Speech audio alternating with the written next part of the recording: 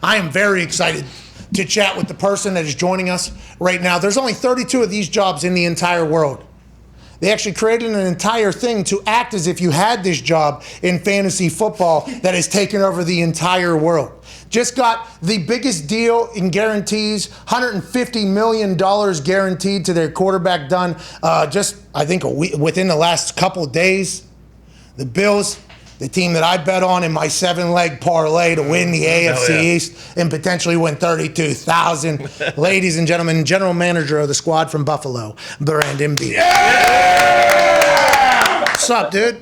Appreciate that, Pat. How you doing? Hey, congratulations on getting that deal done. There's no way that was easy, right? That had to be. Those are big numbers. Were you a little scared going into that? How did you expect it to go? And now that it's over, how relieved are you? Well, I curled up in the fetal position a couple times, but no, it was good. You know, I don't know how much you experienced with Josh, but Josh was great, and I know you've done your deals when you played. I thought Josh did a great job of telling his agents what was important and hearing us what was important for us. We knew they were going to be big numbers, but they gave us. We wanted the length of the deal to be a little longer than the standard. Just those numbers are so big, Pat. Adding a couple of years, a lot of these are 4-year deals. Obviously, Mahomes did the 10 a year ago, but we thought this was kind of a good compromise of not 4, not 10. We got him for, 6 plus the 2 we had him. So having him here for 8 years is definitely a relief. Yeah, he's only gotten better. I can't wait to see him this season, especially with the team that you've been able to build. Whenever you see Patrick Mahomes sign that 10-year deal, and then you start seeing like the salary cap tomfoolery that's going around in a lot of places. And I don't know if normally the NFL sees these types of things and says, hey, cut it the fuck out. Normally that is something that happens or they put it in there. But with the movement of potential money, those longer term deals, especially at a position where the salary cap hit could be so high in the quarterback, is that something that goes into thought as well whenever you're signing for like 6 years with Josh? It's like, okay, we've seen the salary cap gymnastics that others have done, or are you just trying to get that deal done regardless, knowing that you can kind of deal with next year whenever you get there? Yeah, it's a little bit of both. I mean, this was the first year the cap's ever gone down, Pat. So that was probably one of our biggest obstacles. Was a lot of these big quarterback deals put a lot of cash up front year 1 or year 2, and while we weren't able to do it year 1 for Josh, we made up for it and then some in year 2. And just again, hopefully we don't have another COVID issue, but this just gives us more flexibility, versus a 3-year extension, a 4-year extension, to move the money around so that as we sign more players, hopefully from our team instead of free agency, but as we extend other guys, we kind of know the years that Josh's cap numbers are going to be higher, and we can build those contracts around it to make them lower in the years that Josh's numbers get really high. That makes a lot of sense, and I think that's why you've done such a fantastic job of building that team up there with Coach McDermott, and a lot of patience in how you've done that. I asked you like a year ago, I think, around this time, maybe a little bit earlier. Cam Newton had been a free agent for 86 days or something like that, and he didn't have a team. And a lot of people were like, hey, maybe the Bills, because he and Josh Allen are similar, both big, both athletic, maybe the Bills will take a shot. And you said, no. We're empowering Josh Allen to know that this is his team. This is 100%. We're all behind him. And I found that incredible to hear, and I assume Josh Allen did as well. And you just said hopefully you sign your own guys, but it feels like there's a lot of free agents nowadays, maybe more so than in the past, that if they see a good team with a great quarterback, there's a chance you're going to be able to get more players. Are you going to dabble in that? Do you see the game going that way, or do you just kind of you can't really predict what you're going to do with the roster in the future? Yeah, I mean, you do want to reward your own. You know how important that is, being in a locker room, seeing guys, your buddies, your teammates get rewarded for doing the right things off the field, on the field. But we do want to be an attractive place, because every year you are going to have to find guys, whether they're minimum type players, mid-level salaries, or if you ever do decide to go trade for a guy like Stephon Diggs or whoever it is, You want them to be excited to be here. And, I always looked at Green Bay when I was coming here knowing that there's always thoughts about playing in a cold city. Some people don't want to do that, but you don't hear that about Green Bay ever since Reggie White and Brett Favre went there, and then obviously Favre hands the baton to Rodgers. You don't hear about that, and when Buffalo, when Jim Kelly was here, you didn't hear about it. But it had been so long since there had been a franchise quarterback that to me was the number one thing we had to do here was find a guy. And obviously, we showed that with the contract the other day. We do believe Josh is our guy here for the long term. Everybody's looking for a guy. They're doing everything they can to get a guy. Some places have a guy, and they're trying to kick him out of there and not be their guy. That's for a whole nother day. And I like that you laughed. Don't say anything, obviously, get you into some shit, or maybe if you want to. But when you look at Josh Allen and how good he has gotten each offseason, I mean, I don't think any of us expected it. You did, obviously, because you're the one that brought him in and had faith in him and belief in him. But where he has gone has been unbelievable year over year. And I think there was something where he put sensors on his arm like a golf swing and he got it all dialed in. But the team has obviously gone as he has gone. Win a playoff game last year, as you did the year before. How do you guys take it to the next step? What is the big focal point, you think, to really get the Buffalo Bills into that place that they, the Four Falls or whatever that happened way back in the day? But how does that happen, you think, especially in an AFC that's loaded right now at the top? Yeah, the AFC is loaded. The first thing we it's a new year, so we still have to go win our division. Last year was the first time we did that, Pat, and that gives you the home games. And we know that people do not want to come to Orchard Park in January and play up here. We know the advantage that is, and our guys saw that. We beat Indy round 1 and Baltimore round 2. We just need to get that third game, that AFC Championship, instead of having to go to Kansas City or somewhere. We need them to have to come here. But the regular season will be important for that. I think the biggest thing for us in the Kansas City game was we didn't get after Mahomes enough, with our front. And so we tried to address that. It's hard to do that in free agency. Those pass rushers, as you know, are so expensive. But our first 2 picks in the draft were pass rushers. And we get Starlo Laley back up front, who opted out last year. You got to win up front, and we just feel that's probably the piece. Keep our offense where it's at, try to make it better, and then just make our defense a little stronger. You've done a great job building up there. It's been fun to watch the Buffalo Bills. Most importantly, as you guys continue to get better, Bills Mafia gets more spotlight, and you kind of alluded to Orchard Park, but what's going on in the parking lot also? Oh, yeah. Oh, yeah. And, the things that are getting thrown on the field. Of course. Yeah. Buffalo is an awesome environment. Always has been, always will be. It seems like the entire city's behind you. I think we talked to you about this, maybe after last season, but, a little bit ago. The crowd not being able to experience last year was such a bummer. How have you heard from Bills Mafia during this training camp? Like, what is the environment like? I assume it has to be electric because Buffalo's been waiting for this for a long, long time. We saw it outside the airport after the win. Josh Allen had it. That has to be something that's exciting for everybody in Buffalo, right? Yeah, it really is. I mean, there is nobody that matches Bills Mafia, and that's not just the company line. I think no one would dispute that I've run into.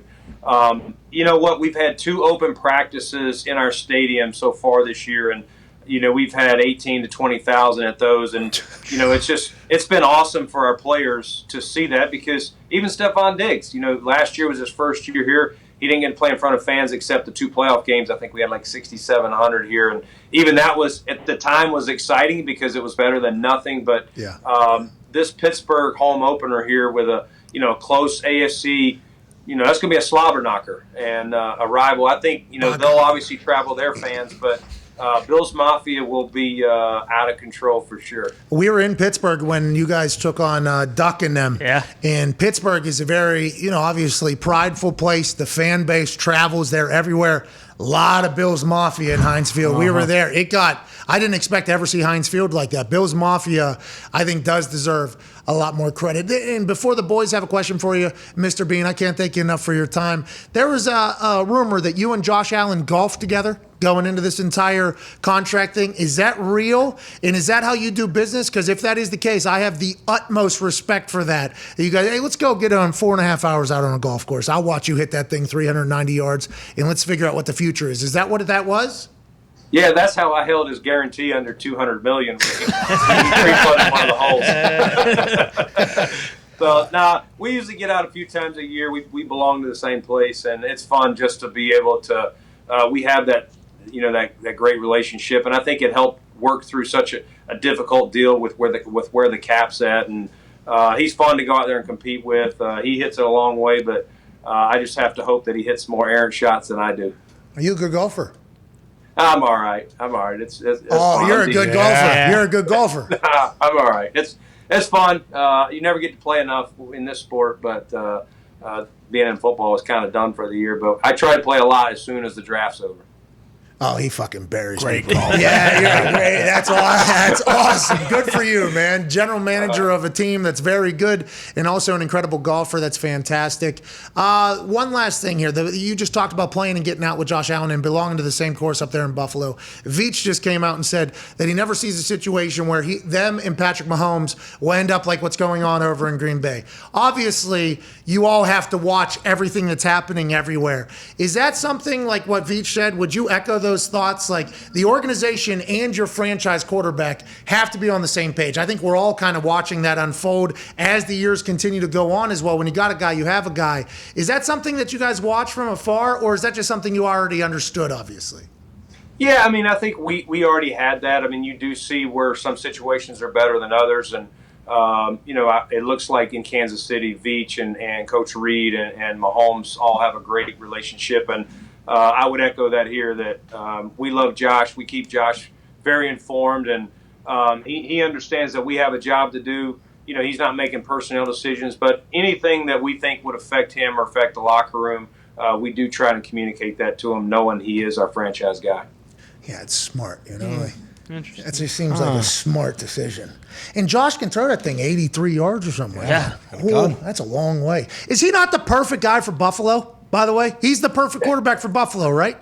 He is. I probably spent more time at the press conference after we drafted him, because not everyone was for this move when we took him, but explaining to the local media that, when our city sees who Josh Allen is and what we knew about him at that time, he was the perfect fit of all the guys to come here. He's just a regular blue collar. He grew up on a farm. I mean, he is everything this city is about and then some.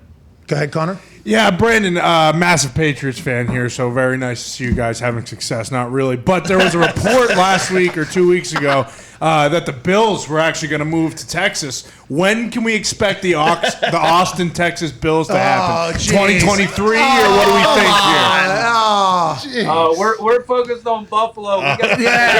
Sure. What a jerk. No, nothing. We're not moving. Nothing like that. We're planning to stay here. Isn't that crazy, though? You're probably a football guy and obviously a golf guy as well. And then all of a sudden reports come out, and now you got to start talking about business geography. Yeah. It's like, what the hell is going on? Go ahead, Ty. I just stay in my lane.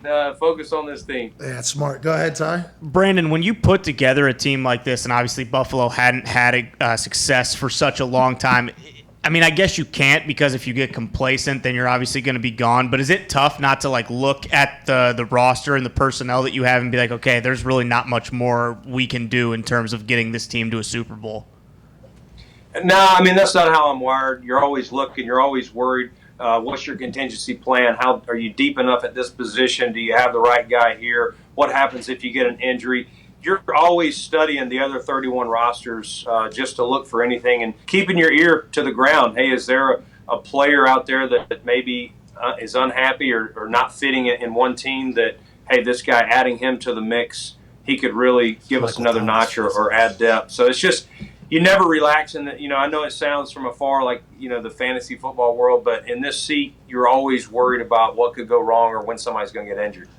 So, obviously, you guys are interested in Michael Thomas. You don't have to say it, but breaking news. Put it on the ticker. Put it on. No. So you said that whenever you brought in Stephon Diggs, you said that to us. There was a sense of something, and it's like, hey, as a general manager, I'm doing my team and organization a disservice if we hear something is up, not to check into it. And that was fascinating to hear from you, because I didn't know if that was how you would hope that's what a GM would do, because it is like fantasy football almost. But whenever you watch preseason games, and we've always said, hey, preseason games matter because third and fourth quarters, second, third, fourth quarters, those are an audition, a tryout for all 32 teams, including the team that they are currently on now. Do you guys get tape from practice of guys maybe that aren't going to make a team anywhere else? And is that why preseason games are so important? And how are you watching third and fourth quarters of these games? And what are you trying to get? Like, hey, this guy has no idea what he's supposed to be doing, but he's giving good effort. Like, how do you judge these preseason games differently than me or fans would? Yeah, I mean, I think fans as you get down to the, second and third, string, maybe players they don't know, maybe they kind of tune out a little bit. That's when we tune in, because those are the guys that you're really, what you're doing, Pat, is you're comparing their guy, their 51st player, their 52nd player on their roster to yours. Is it an upgrade? Is their sixth linebacker, is he better than your sixth? You're trying to always incrementally upgrade. Maybe he's not as good of a linebacker as your guy, but maybe he's a kick-ass on special teams. So you're always looking for anything. And again, the Stephon Diggs thing, we're always listening. We're always looking.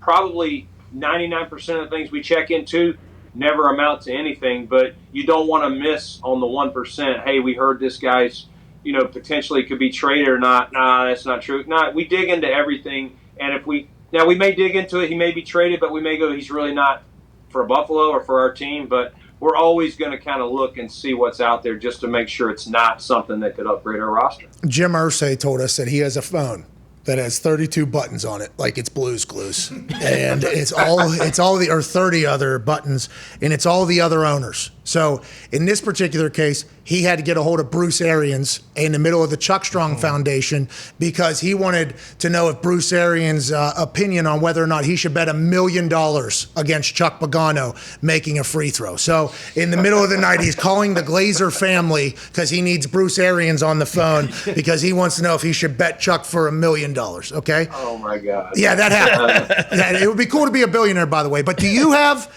one of those buttons too that whenever you hear something's up, you just have to call in, text, and do people actually not answer phone calls? Because you always hear like, they're not answering phone calls. Is that just like a saying or an actuality with how some of these situations are?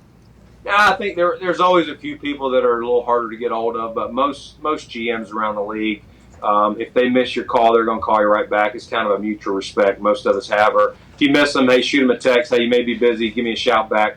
I would say, 95 to 100% of them get right back to you, because we all understand. So we're being lied to. I'm being lied to. I'm told people aren't answering phone calls. Nah, yeah, I mean, there might be one or two, Pat. I'm not going to say all 32 will call back, but I'd say 29, 30 of the 32 call back. So you are being lied to.